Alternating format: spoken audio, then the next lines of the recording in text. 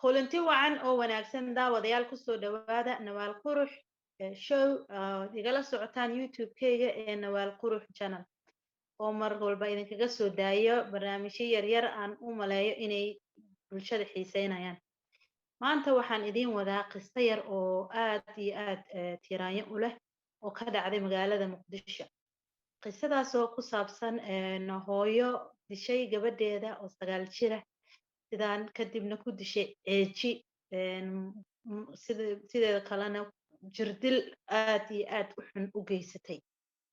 hooyadaas oo laga soo warramay inay gabadha markay dishay sariirta hoosteeda gelisay ay u dayday inay maaragtay qariso ay ka dhigto in maaragtay gabadhii meydkeed meesha ku haysato waxba inuuna dhicin ka dhigto sidaasoo ka soo warrantay gabadha ayaydeed oo ka wareysanay laga wareystay jaraa'idyada. Shugriyey maxay kula tahay arrimaha noocaas ayaamahan dadka bulshada kusoo badanaya waxyaabaha noocaas maalin dhaweedna waataan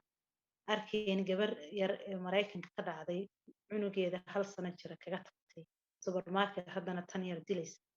waxyaabahaas camal kula tahay Shugriye maxay kula tahay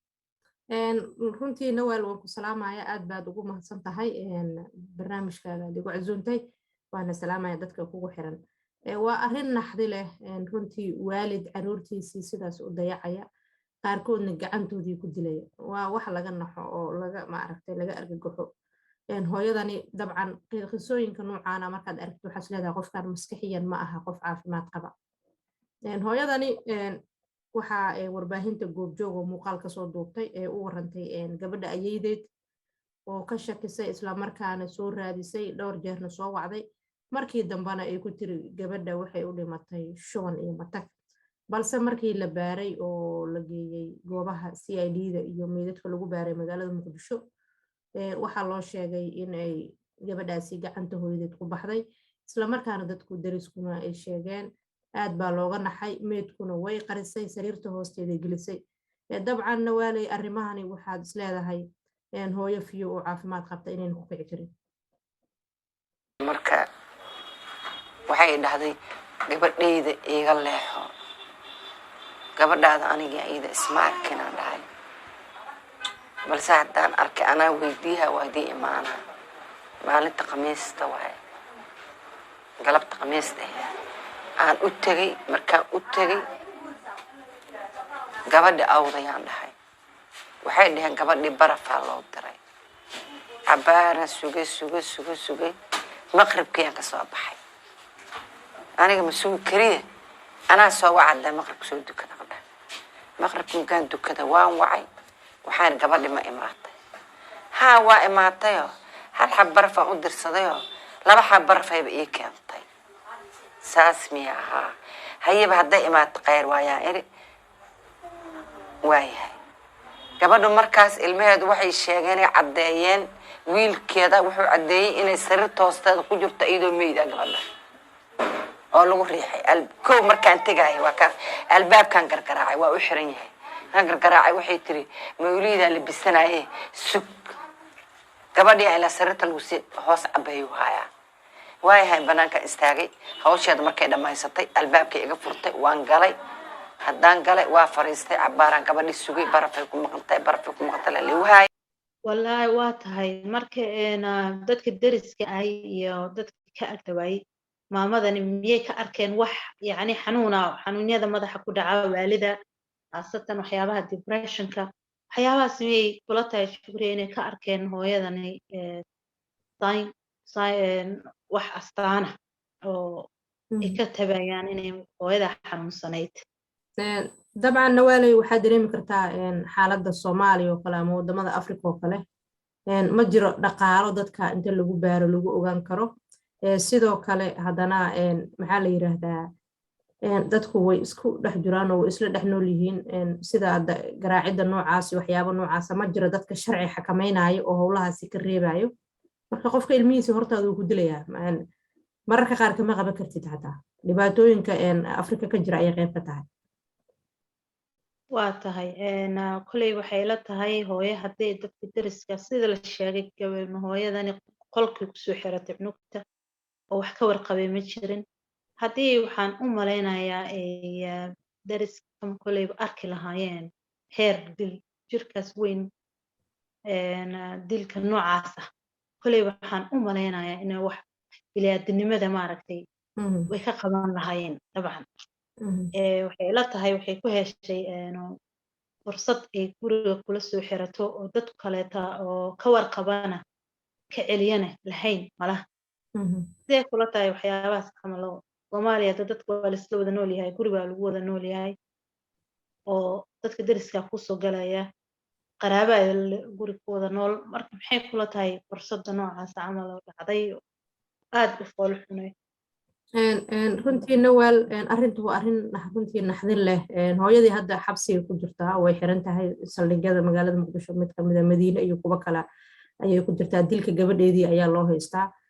waxaaba naxdin ugu filan gabadheedii bay dishay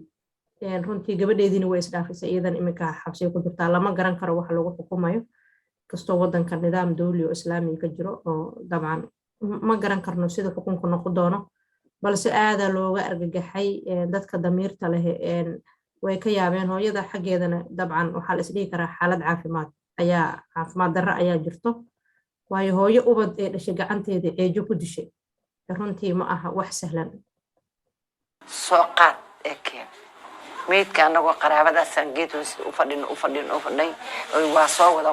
soo wada ulaheed markii dambe waxay keentay meydka waa lii diiday yaa ku diidaan dhaha meydka isbitaalka ii diidan ilaan jirdilkaa lagu arkay gabadha si xunay u dilan tahay xalab markii la dhaqaayo korkeeda waa didan tahay saasuu dhahay waa la dhaqi waayay sidaa lagu joogay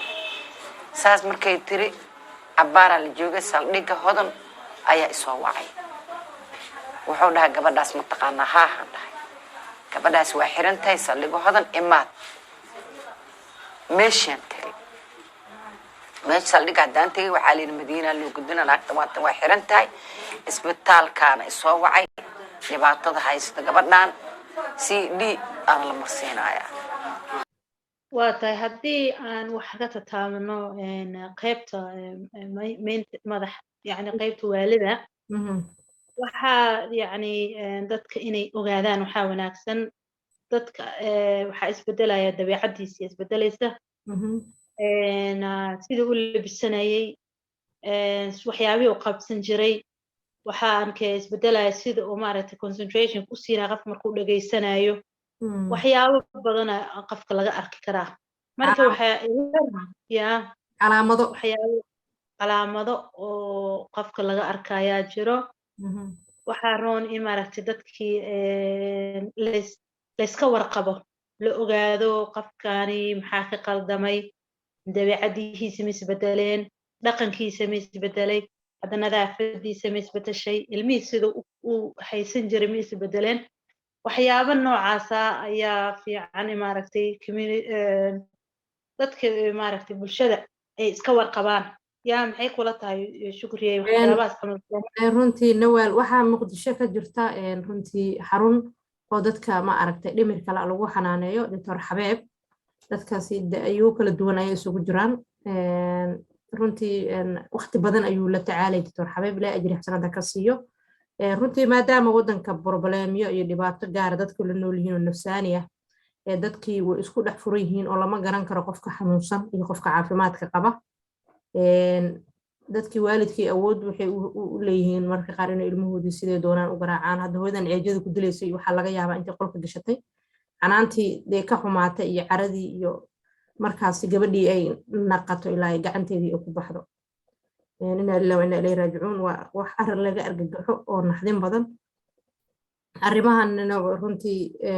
wax weyn wax laga qabtaa dhibaatadu way iska jirtaa wadankii maadaama amni guud iyo nidaam guud oo dadkii xakameynaya xanuunadii oo kale hay-adihii la soconayay in meesha ka jirin waa tahay haddii aan usoo gudubno qurbaha waxaan aniga koleyba ahaan isleeyahay dadka inay iska warqabaan